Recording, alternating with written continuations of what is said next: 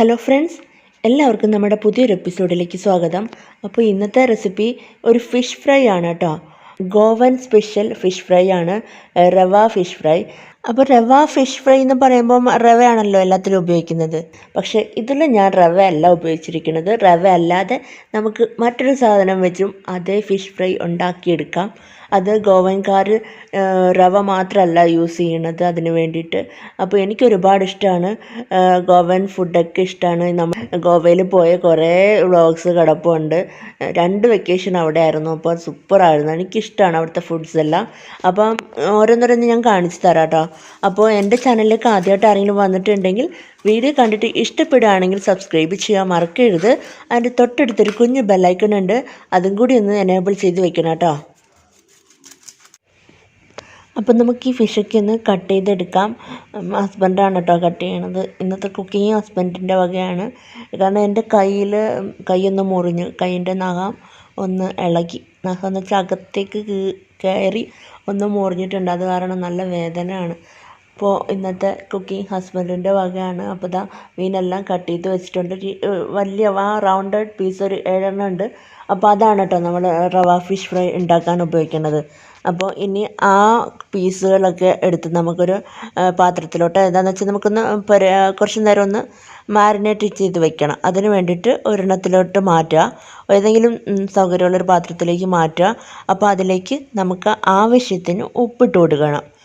ഇനി നമ്മൾ ഉപ്പ് ചേർക്കണില്ല, അതുകൊണ്ട് ആവശ്യത്തിന് ഉപ്പ് ചേർത്ത് വയ്ക്കുക. അപ്പോൾ ഇനി നമ്മൾ ചെയ്യാൻ പോണത് അതിലേക്ക് ഒരു നാരങ്ങയുടെ നീര് അതിലേക്ക് പിഴിഞ്ഞ് ഒഴിച്ചിട്ടുണ്ട്. എന്നിട്ട് നന്നായിട്ടൊന്ന് പുരട്ടിയിട്ട് അടച്ചു വെക്കണം കേട്ടോ. ഒരു 10 മിനിറ്റ് അങ്ങനെ ഇരിക്കട്ടെ, അതങ്ങനെ അടച്ചു വയ്ക്കുക. ഇനി നമ്മൾ ചേർക്കാൻ പോണത് പുളിവെള്ളമാണ്. നമ്മുടെ പിഴുപുളി അല്ല കേട്ടോ, കുടംപുളി ഇല്ലേ, വടക്കംപുളി, അതൊരു 7 പീസ് വെള്ളത്തിലിട്ടതിന് ശേഷം അതിൻ്റെ പിഴിഞ്ഞ വെള്ളമാണ് കേട്ടോ. കുറച്ച് നേരം വെള്ളത്തിലിട്ട് വെച്ചേക്കണം. അത് പിഴിഞ്ഞെടുത്ത വെള്ളമാണ്, അതങ്ങോട്ട് ഒഴിച്ചു കൊടുക്കുക. അതിന് ശേഷം ചേർക്കാൻ പോണത് കാശ്മീരി ചില്ലി പൗഡറാണ് കേട്ടോ. അപ്പം അറിയാമല്ലോ, ഗോവൻ ഫുഡിനൊക്കെ അധികം അങ്ങോട്ട് അത്ര എരിവൊന്നുമില്ല. ഫിഷ് ഫ്രൈക്കൊന്നും വലിയ എരിവേ ഇല്ല. അപ്പോൾ നിങ്ങളുടെ എരിവിനനുസരിച്ച് ചേർത്തോളൂ കേട്ടോ. അപ്പോൾ ഒരു 2 ടേബിൾ സ്പൂൺ വേണമെങ്കിൽ നോർമൽ ചില്ലി പൗഡർ ആക്കാം.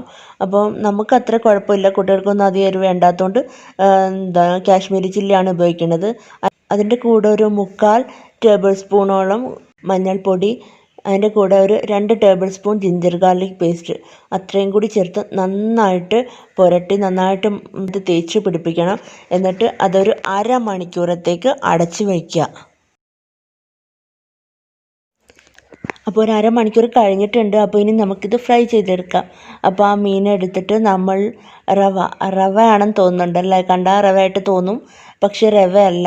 കാരണം ഞങ്ങൾ ഗോവയിൽ പോയപ്പോൾ അവിടെ ചോദിച്ച് അറിഞ്ഞതാണ് കേട്ടോ, അവിടെ കണ്ടതാണ് ഇത് സംഭവം. അവർ റവ മാത്രമല്ല ഉപയോഗിക്കുന്നത്, ഇത് നമ്മുടെ പച്ചരിയാണ്, പച്ചരി പൊടിച്ചത്. കുറച്ച് പച്ചരി എടുക്കുക, മിക്സിയിലിട്ട് നന്നായിട്ട് അങ്ങോട്ട് പൊടിച്ചെടുക്കുക. അപ്പോൾ കറക്റ്റ് ഈ റവയുടെ ഷേപ്പ് തന്നെ ആയിരിക്കും, ഒരു ടേസ്റ്റിന് വ്യത്യാസവും ഇല്ല. അതേപോലെ തന്നെയാണ് കേട്ടോ, റവ ആണെങ്കിലും ഈ പച്ചരി പൊടിച്ചതാണെങ്കിലും യാതൊരു പ്രോബ്ലവും ഇല്ല, അതേ ടേസ്റ്റ് അതേപോലെ തന്നെ. റവ ഇല്ലെങ്കിലും കുഴപ്പമില്ല. എന്നാൽ പച്ചരി നമ്മുടെ എല്ലാവരുടെയും വീട്ടിൽ കാണത്തില്ലേ, റവ ഇപ്പോൾ ഇല്ലെങ്കിൽ പോലും പച്ചരി നമ്മൾ സ്ഥിരമായിട്ട് ദോശയൊക്കെ കഴിക്കുന്ന ആൾക്കാരാണെങ്കിൽ തീർച്ചയായിട്ടും പച്ചരി എപ്പോഴും കാണും. അപ്പോൾ പച്ചരി പൊടിച്ചത് ചേർത്താലും മതി കേട്ടോ. അപ്പോൾ അവിടെ ചെന്നപ്പം നമ്മൾ ചോദിച്ചപ്പോൾ അവർ പറഞ്ഞതാണ് കേട്ടോ, റവ മാത്രമല്ല അവർ റൈസും ഇങ്ങനെ പൊടിച്ചിട്ട് എടുക്കാറുണ്ട് ഇതിന് ഫ്രൈ ചെയ്യാൻ. അപ്പോൾ ഒരേപോലെ തന്നെയാണ്, ഒരേ ടേസ്റ്റ് തന്നെയാണ്, യാതൊരു വ്യത്യാസമില്ല. അപ്പോൾ അതെല്ലാം നന്നായിട്ട് പുരട്ടി വെച്ചിട്ടുണ്ട്. അപ്പോൾ ഇനി നമുക്ക് ഫ്രൈ ചെയ്തെടുക്കാം. ഫ്രൈ ചെയ്യുമ്പോൾ നമുക്കിത് സാധാരണ ഡീപ്പ് ഫ്രൈ ആണ് ചെയ്യണത്. നന്നായിട്ട് ഓയിൽ ഒഴിച്ചിട്ട് അതിലേക്ക് ഇട്ട് വറുത്ത് കോരി എടുക്കുക ചെയ്യണത്. ഇപ്പോൾ അത്ര എണ്ണ എന്തായാലും നമ്മൾ ഉപയോഗിക്കണില്ല, അതുകൊണ്ട് ഷാലോ ഫ്രൈ മാത്രമേ ചെയ്യണുള്ളൂ. കാരണം ഒരുപാട് ഓയിലി ആയി പോവും. അപ്പോൾ നമ്മളത്ര ഓയിലി വേണ്ടാന്ന് വെച്ചിട്ട് ഷാലോ ഫ്രൈ ചെയ്ത് എടുക്കാമെന്ന് വിചാരിക്കുകയാണ്. അപ്പോൾ അങ്ങനെ നമ്മൾ സാധാരണ ഫ്രൈ ചെയ്യണ പോലെ ഫ്രൈ ചെയ്തെടുക്കുക. സൂപ്പർ ടേസ്റ്റാണ് കേട്ടോ. എരിവിൻ്റെ പ്രശ്നം മാത്രമേ ഉള്ളൂ. എരിവ് കൂടുതൽ വേണമെങ്കിൽ നിങ്ങൾ ചേർക്കുക. അപ്പം സാധാരണ എരിവ് കുറവാണ് ഈ ഫ്രൈക്ക്. അപ്പോൾ ആ പുറത്തുള്ള ആ ഒരു എന്താ കോട്ടിംഗ് ഒക്കെ ഉണ്ടല്ലോ, അതൊക്കെ കഴിക്കുമ്പോൾ ഒരു പ്രത്യേക ടേസ്റ്റാണ്, നല്ല ക്രഞ്ചി ആയിട്ടിരിക്കും. അപ്പോൾ നമ്മുടെ ഫിഷ് ഫ്രൈ, റവ fish fry, Goan special fry ready ആയിട്ടുണ്ട്. അപ്പോൾ നിങ്ങളെല്ലാവരും ഒന്ന് ട്രൈ ചെയ്ത് നോക്കണം കേട്ടോ.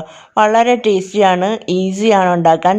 എരിവ് മാത്രമേ ഉള്ളൂ. എനിക്ക് പ്രത്യേകം പറയാനുള്ളത് എരിവിൻ്റെ കാര്യം. എരിവ് ഇഷ്ടമാണെങ്കിൽ കുറച്ചധികം ചേർത്തോളൂ, ബാക്കിയൊക്കെ സൂപ്പറാണ്. അപ്പോൾ എന്തായാലും ഈ റെസിപ്പി ഒന്ന് ട്രൈ ചെയ്ത് നോക്കുക, ഫീഡ്ബാക്ക് അറിയിക്കുക. അപ്പോൾ അടുത്ത നല്ലൊരു റെസിപ്പി ആയിട്ടോ നല്ലൊരു വ്ളോഗായിട്ടോ വീണ്ടും കാണാം. ബൈ. Thank you.